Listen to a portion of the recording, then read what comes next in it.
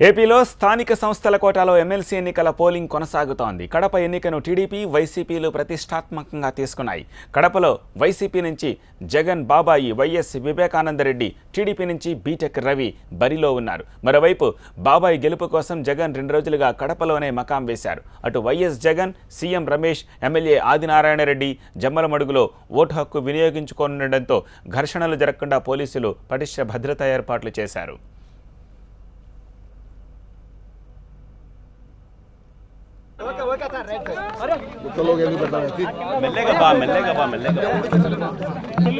ఇవాళ కడపలో స్థానిక సంస్థల నుంచి ఎన్నికలే జరగకూడని పరిస్థితుల్లో ఎన్నికలు జరుగుతూ ఉన్న పరిస్థితి తీసుకొచ్చినందుకు చంద్రబాబు నాయుడు గారు సిగ్గుతో తలంచుకోవాలి. కారణం ఏమిటి అనంటే ఈ స్థానిక సంస్థల ప్రతినిధులందరూ కూడా, ఓటర్స్ అందరూ కూడా పార్టీ బీఫాముల మీద, పార్టీ గుర్తుల మీద గెలిచిన వ్యక్తులు. పార్టీ గుర్తుల మీద గెలిచిన తర్వాత ఎన్నికలు జరుగుతూ ఉన్నాయి అని అంటే నిజంగా ప్రజాస్వామ్యం అంతా కూడా సిగ్గుతో తలంచుకోవాలి. కడప, నెల్లూరు జిల్లా, కడప జిల్లా, కర్నూలు జిల్లా, ఈ 3 జిల్లాలలో కూడా వైఎస్ఆర్ కాంగ్రెస్ పార్టీకి సంబంధించిన గుర్తు మీద గెలిచిన వ్యక్తులు తెలుగుదేశం పార్టీ గుర్తు మీద గెలిచిన వ్యక్తుల కన్నా చాలా ఎక్కువ. అటువంటి చోట తెలుగుదేశం పార్టీ అదే పనిగా క్యాండిడేట్ను పెట్టింది అని అంటే, పెట్టి ఆ తర్వాత వేరే పార్టీ గుర్తు మీద గెలిచిన ఎంపీటీసీలను, కార్పొరేటర్లను కొనుగోలు చేసి, భయపెట్టి, ప్రలోభాలు పెట్టి, కిడ్నాపులు చేసి ఎలక్షన్ను నడుపుతా ఉన్నారు అని అంటే నిజంగా చంద్రబాబు నాయుడు గారు సిగ్గుతో తలంచుకోవాలి. ఇదే కడప జిల్లాలో వైఎస్ఆర్ పార్టీ గుర్తు మీద గెలిచిన ఓటర్సు మొత్తం 841 మంది ఓటర్లు ఇవాళ ఉంటే, అందులో 521 మంది ఓటర్స్ వైఎస్ఆర్ కాంగ్రెస్ పార్టీ గుర్తు మీద గెలిచిన వాళ్ళు. తెలుగుదేశం పార్టీ గుర్తు మీద గెలిచిన వాళ్ళు కేవలం 305 మంది.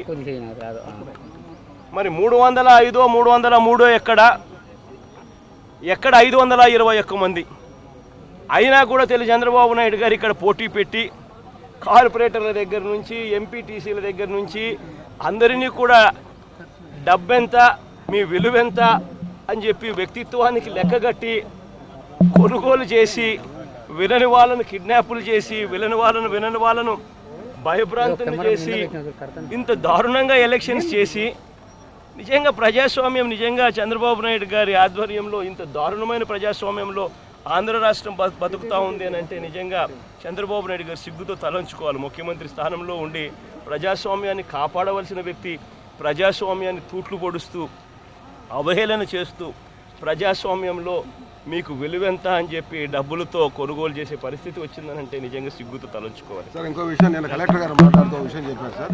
ఇంతవరకు గతంలో ఎన్నో లేని విధంగా బ్యాలెట్ పీఓకి చూపించి బాక్స్లో వేయాలంటున్నారు. దీని ఏ విధంగా అర్థం చేసుకోవాలి?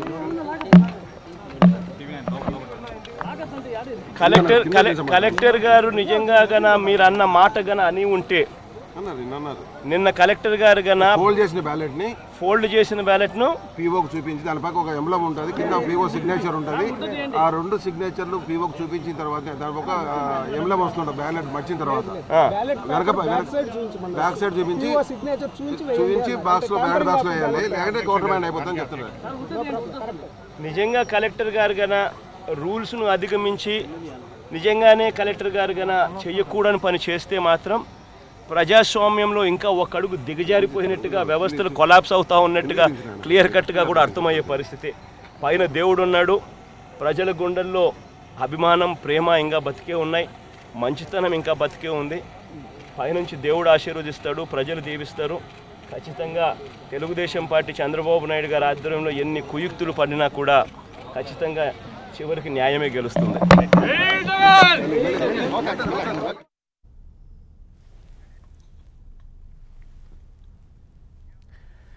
జమ్మలమడుగు పోలింగ్ కేంద్రం దగ్గర సీసీ కెమెరాలతో పాటు డ్రోన్ కెమెరాలను ఉపయోగిస్తున్నారు.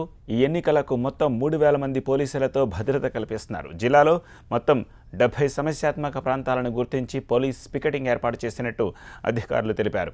తమదే గెలుపు అంటున్నారు సీఎం రమేష్.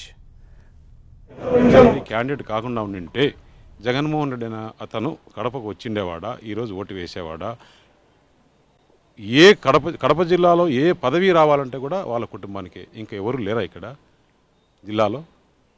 సర్పంచ్ వాళ్ళే, లేదు ఎంపీటీసీ వాళ్ళే, జెడ్పీటీసీ వాళ్ళే, మున్సిపల్ చైర్మన్ వాళ్ళే, జిల్లా పరిషత్ వాళ్ళ ఇంట్లోనే, ఎంపీ వాళ్ళ ఇంట్లోనే, ఎమ్మెల్యే వాళ్ళ ఇంట్లోనే, మంత్రి వస్తే వాళ్ళ ఇంట్లోనే, ముఖ్యమంత్రి వస్తే వాళ్ళ ఇంట్లోనే. దానివల్ల ఈరోజు ప్రజలు ఆ సంస్కృతిని పోగొట్టాలి. ఒక సామాన్యమైన కుటుంబంలో తెలుగుదేశం పార్టీకి కేవలం ఎలక్షన్లో చేశాడని వాళ్ళ చిన్నాన్ను అతను ముఖ్యమంత్రి అయిన తర్వాత మర్డర్ చేస్తే అలాంటి వ్యక్తికి ఈరోజు తెలుగుదేశం పార్టీ టికెట్ ఇచ్చి కార్యకర్తలకు పార్టీని నమ్ముకునే వాళ్ళు గుర్తింపు ఇచ్చి ఒక సామాన్య కార్యకర్తకి ఈరోజు టికెట్ ఇచ్చి గెలిపిస్తుందంటే అది తెలుగుదేశం పార్టీ కమిట్మెంట్. ఈరోజు అభివృద్ధి చూసి చంద్రబాబు నాయుడు ఇంతమంది చేరారు. ఆ సంస్కృతి, కిడ్నాపులు చేసే సంస్కృతి, డబ్బులు ఖర్చు పెట్టే సంస్కృతి ఆ కుటుంబానికి. ఏపీలో స్థానిక సంస్థల కోటాలో ఎమ్మెల్సీ ఎన్నికల పోలింగ్ కొనసాగుతోంది. కడప ఎన్నికను టీడీపీ, వైసీపీలు ప్రతిష్టాత్మకంగా తీసుకున్నాయి. కడపలో వైసీపీ నుంచి జగన్ బాబాయి వైఎస్ వివేకానందరెడ్డి, టీడీపీ నుంచి బీటెక్ రవి బరిలో ఉన్నారు. మరోవైపు బాబాయి గెలుపు కోసం జగన్ కడపలోనే ఉన్నారు. అటు YS Jagan, CM Ramesh, MLA Adinarayana Reddy జమ్మలమడుగులో ఓటు హక్కు వినియోగించుకోనుండడంతో ఘర్షణలు జరగకుండా పోలీసులు భద్రతా ఏర్పాట్లు చేశారు.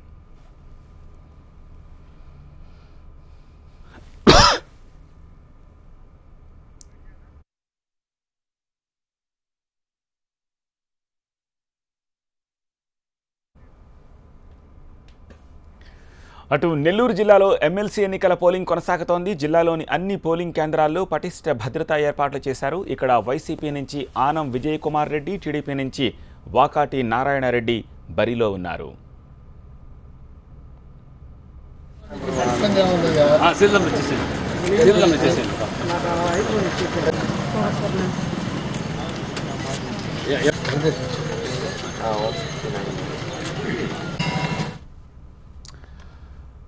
కడప ఎన్నికను టీడీపీ, వైసీపీలు ప్రతిష్టాత్మకంగా తీసుకున్నాయి. కడపలో వైసీపీ నుంచి జగన్ బాబాయి వివేకానందరెడ్డి, టీడీపీ నుంచి బీటెక్ రవి బరిలో ఉన్నారు. కడప పోలింగ్ ప్రక్రియ ఎలా ఉందో జమ్మలమడుగు పోలింగ్ కేంద్రం నుంచి మా ప్రతినిధి చైతన్య వివరాలు అందించేందుకు లైవ్లో సిద్ధంగా ఉన్నారు. చైతన్య, ఇంతవరకు ఎంతమంది ఓటర్లు తమ ఓటు హక్కు వినియోగించుకున్నారు?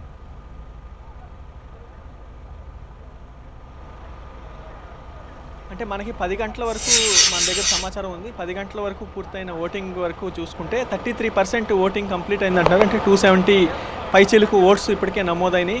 టోటల్ ఉన్నాయి మాత్రం 840 ఓట్లు పోల్ అవ్వాలి. 33% ఇప్పటి వరకు పోలింగ్ పూర్తయిందని చెప్తున్నారు. కొద్దిసేపటి క్రితమే జమ్మలమడుగు ఆర్డీఓ కార్యాలయంలో వైఎస్ జగన్ కూడా తన ఓటు హక్కును వినియోగించుకున్నారు. స్థానిక సంస్థల ఎమ్మెల్సీ ఎన్నికల్లో జగన్ తన ఓటు హక్కును వినియోగించుకుని బయటకు వస్తూ మీడియాతో కూడా మాట్లాడారు.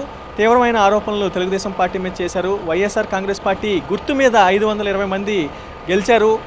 తెలుగుదేశం పార్టీ గుర్తు మీద కేవలం 303 మంది మాత్రమే స్థానిక సంస్థల ఎన్నికల్లో గెలిచారు. అసలు తెలుగుదేశం పార్టీ అభ్యర్థిని పెట్టడానికే అసలు ఇక్కడ అవకాశం లేదు. కానీ వాళ్ళు అభ్యర్థిని నిలబెట్టడం, ఆ తర్వాత వైఎస్ఆర్ కాంగ్రెస్ పార్టీకి సంబంధించిన అభ్యర్థుల్ని ఎవరైతే ఓటర్స్ ఉంటారో వాళ్ళందరినీ కూడా కొనుగోలు చేయడం, కొంతమందిని కిడ్నాప్ చేయడం, ఇలా ప్రజాస్వామ్యాన్ని అపహాస్యం పాలు అయ్యేలాగా తెలుగుదేశం పార్టీ వ్యవహరించిందని తీవ్రమైన ఆరోపణలు చేసి ఆయన ఇక్కడి నుంచి వెళ్ళిపోయారు. తెలుగుదేశం పార్టీ మాత్రం ఈ వ్యాఖ్యల్ని ఖండిస్తూ ఉన్నారు.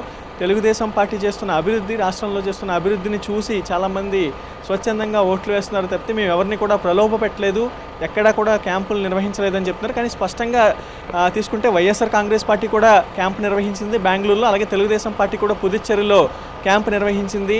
ఒకళ్ళనొకళ్ళు హార్స్ ట్రేడింగ్ చేశారు. వైఎస్ఆర్ కాంగ్రెస్ పార్టీ అదే పనిచేసింది, తెలుగుదేశం పార్టీ కూడా అదే పనిచేసింది. పెద్ద ఎత్తున డబ్బులు చేతులు మారాయి అనేది మాత్రం స్పష్టంగా ఇందులో క్లియర్ కట్ సమాచారం ఉంది.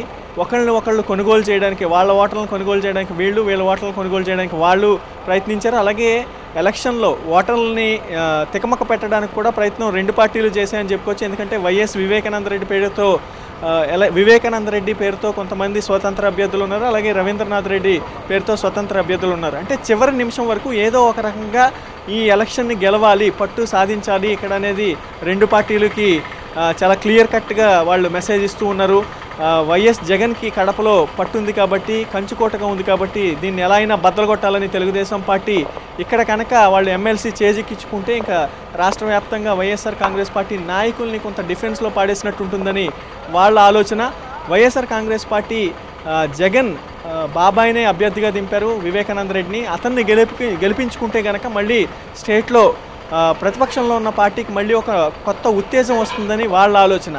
ఈ రకంగా వైఎస్ఆర్ కాంగ్రెస్ పార్టీ టీడీపీ మధ్య పోరు ఒక సాధారణ ఎన్నికలను తలపిస్తుంది. కడపలో మొత్తం 3 ఆర్డీఓ కార్యాలయాలు, రాజంపేట, ఇక్కడ జమ్మలమడుగు, అలాగే కడప, 3 చోట్ల కూడా ఇలాంటి పరిస్థితి యుద్ధ వాతావరణమే కనిపిస్తుంది. కానీ జమ్మలమడుగులో ఇలాంటి అవాంఛనీయ సంఘటనలు జరగకుండా పెద్ద ఎత్తున పోలీసు బందోబస్తు ఏర్పాటు చేశారు. దాదాపు 3000 మంది పోలీసులతో బందోబస్తు చేస్తూ ఉన్నారు. డ్రోన్ కెమెరాలు, అత్యాధునిక కెమెరాలు ఉపయోగిస్తూ ఉన్నారు, సీసీ కెమెరాలు పెట్టారు. ఎక్కడ ఎటువంటి అవాంఛనీయ సంఘటన కూడా జరగకుండా అన్ని జాగ్రత్తలు తీసుకున్నారు. ఒకసారి మీకు చూపిస్తాను. వైఎస్ఆర్ కాంగ్రెస్ పార్టీ వాళ్ళు వెళ్ళడానికి, వాళ్ళ మద్దతుదారులు కానీ వాళ్ళ ఓటర్లు వెళ్ళడానికి ఒక వే ఏర్పాటు చేశారు. అలాగే తెలుగుదేశం పార్టీ అభ్యర్థులు రావడానికి ఒక వే ఏర్పాటు చేశారు. అక్కడ మనం అటువైపు చూస్తున్న బస్సులన్నీ కూడా తెలుగుదేశం పార్టీకి సంబంధించిన ఓటర్లు నేరుగా క్యాంపు నుంచి వాళ్ళు పోలింగ్ కేంద్రానికి చేరుకున్నారు. ఇక్కడ ఇటుపక్క వైఎస్ఆర్ కాంగ్రెస్ పార్టీకి సంబంధించిన బస్సులు కనిపిస్తుంటాయి మనకి. వాళ్ళు కూడా ఓట్లు వేసి వాళ్ళంతా కూడా వెళ్ళిపోయారు. తెలుగుదేశం పార్టీకి సంబంధించిన ఓటర్లు ఇంకా కొంతమంది వస్తూ ఉన్నారు. ప్రస్తుతం అయితే ఓటింగ్ కొనసాగుతూ ఉంది. 4 గంటలు, సాయంత్రం 4 గంటల వరకు కూడా ఓటింగ్ కొనసాగుతుంది.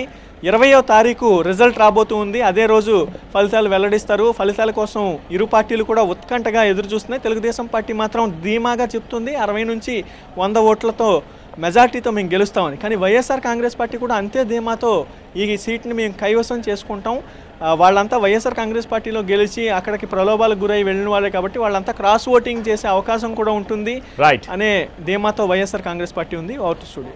రైట్. ఇది